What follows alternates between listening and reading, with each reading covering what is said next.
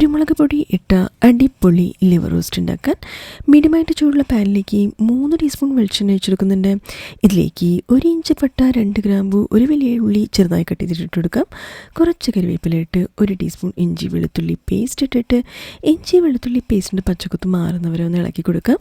ഉള്ളി വെന്ത് സോഫ്റ്റ് വരുമ്പോൾ ഇതിലേക്ക് 1 ടീസ്പൂൺ മല്ലിപ്പൊടി, 1/2 ടീസ്പൂൺ മുളക് പൊടി, 1/4 ടീസ്പൂൺ മഞ്ഞൾപ്പൊടി, 1 ടീസ്പൂൺ കുരുമുളക് പൊടി, മസാലേനെ 1 മിനിറ്റ് എണ്ണയിൽ മൂപ്പിച്ചെടുത്തതിന് ശേഷം 300 ഗ്രാം മട്ടൻ ലിവർ ഇട്ട് പാകത്തിന് ഉപ്പിട്ട് നന്നായിട്ടൊരു 10 മിനിറ്റ് മസാലയിൽ റോസ്റ്റ് ചെയ്യാം.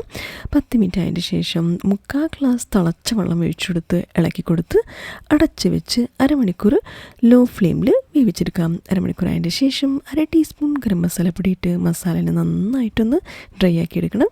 ചെറുതായി കട്ട് ചെയ്ത് വെച്ച കൊത്തമല്ലിയുടെ ഇലയിട്ടിട്ട് നന്നായിട്ടൊന്ന് ഇളക്കി കൊടുക്കാം. സെർവിങ് ബൗളിലേക്ക് ഇട്ടിട്ട് ചോറ്, ചപ്പാത്തി അല്ലെങ്കിൽ റോട്ടിയുടെ കൂടെ ടേസ്റ്റി ആയിട്ട് എൻജോയ് ചെയ്യാം. Thank you.